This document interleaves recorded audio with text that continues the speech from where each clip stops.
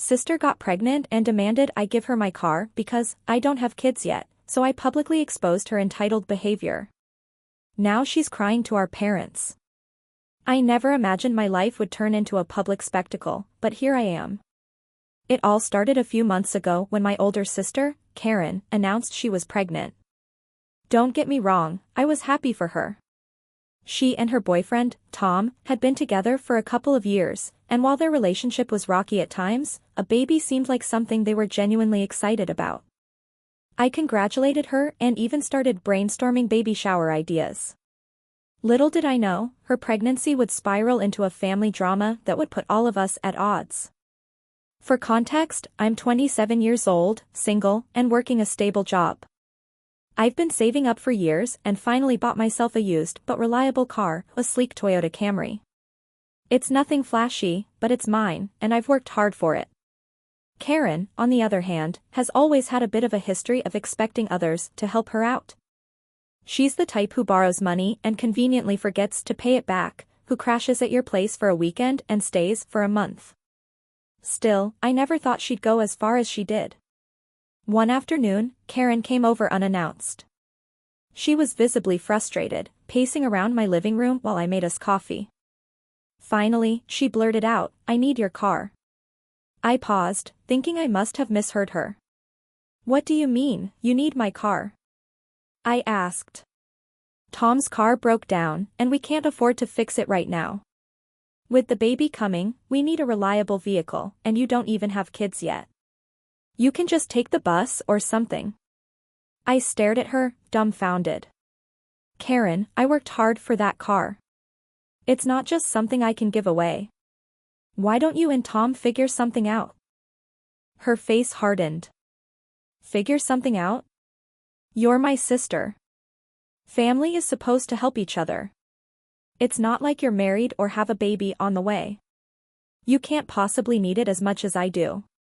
I couldn't believe her audacity. "Karen, I'm sorry you're in a tough spot, but that doesn't mean you can demand my car. I've been saving for years for that. It's not up for discussion." She stormed out, slamming the door behind her. I thought that would be the end of it, but I was wrong. Over the next few days, she started a full-on campaign to guilt me into giving her my car. She called me selfish, ungrateful, and even accused me of not caring about her or her baby. She got our parents involved, telling them I was refusing to help her in her time of need. My mom called me, her voice dripping with disappointment. "Honey, I heard about the situation with Karen. Don't you think you're being a little harsh? She's pregnant and stressed. Can't you let her borrow the car for a while?" "Mom, it's not borrowing. She wants to take it permanently. How am I supposed to get to work?" I replied. "You can manage," she said dismissively. "Karen needs it more right now." I was livid. My dad, usually the voice of reason, chimed in, suggesting I compromise. "Maybe you can share it for a few months until they're back on their feet," he said. "No, Dad. It's my car." "This isn't fair," I said firmly. Karen didn't stop there. She started posting vague statuses on social media about how families should support each other and how some people only care about themselves. Friends and extended family started reaching out, asking why I was being so selfish. She even went as far as tagging me in one of her posts, saying, "It's sad when your own sister refuses to help you during the most important time of your life." That was the last straw. I decided to put an end to her manipulation once and for all. I made my own post, laying everything out for everyone to see. Since Karen has decided to air our private matters publicly, let me clarify a few things. Yes, Karen asked me to give her my car. Not borrow it, but give it to her permanently because she's having a baby and believes I don't need it as much as she does. I've worked hard to save up for that car, and I need it to get to work and live my life. Her pregnancy doesn't entitle her to take something that doesn't belong to her. I'm sorry she's in a tough spot, but her situation does not justify her behavior. Family is important, but so are boundaries.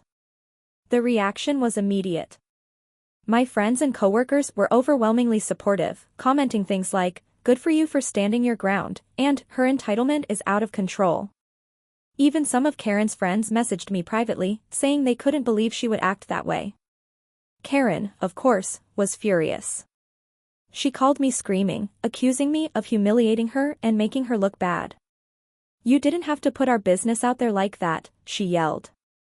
"Karen, you started this. You dragged me on social media and tried to turn everyone against me. I'm not going to let you play the victim anymore," I shot back. She hung up on me and went crying to our parents, who tried once again to guilt me into giving in. "You've made your point," my mom said. "Now apologize to your sister and find a way to make this right." "No, Mom. Karen needs to take responsibility for her actions. I'm done being the bad guy just because I won't let her walk all over me," I said. Since then, Karen has been giving me the silent treatment, and our parents are still upset with me. But honestly, I don't care anymore. I've realized that standing up for myself is more important than keeping the peace. Karen's entitlement isn't my problem, and I refuse to let her make it mine. If she wants a car, she and Tom can figure it out. I'm not going to sacrifice my hard-earned independence because she thinks her pregnancy gives her the right to take whatever she wants. Family or not, boundaries matter, and I'm done apologizing for setting them. But it didn't end there. Karen's resentment grew, and she started spreading exaggerated stories to anyone who would listen. According to her, I was a selfish, heartless sister who cared more about a car than my own niece or nephew. Her narrative painted me as the villain of the family, and she used every opportunity to milk sympathy from anyone who would lend an ear. It was exhausting.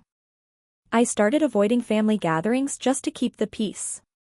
Karen would give me the cold shoulder if we were in the same room, and our parents continued to nag me about making things right. But I refused to budge. My principles weren't up for negotiation, and I wasn't about to reward her manipulative behavior. Eventually, Karen and Tom managed to scrape together enough money to fix his car. You'd think that would be the end of the drama, but no. Karen continued to hold a grudge, finding new ways to criticize me. She'd make snide remarks about how I must really love that car more than family, or how I'd probably be a terrible aunt because I clearly don't care about anyone but myself. At first, her comments stung. I'd always tried to be a good sister, and hearing her say such hurtful things made me question myself. But over time, I realized her words were a reflection of her own insecurities, not mine. Karen had always relied on others to bail her out, and my refusal to enable her behavior was a wake-up call she wasn't ready to face. Months went by, and Karen's baby was born. Despite everything, I sent her a gift, a thoughtful basket filled with baby essentials and a heartfelt note wishing her and the baby well.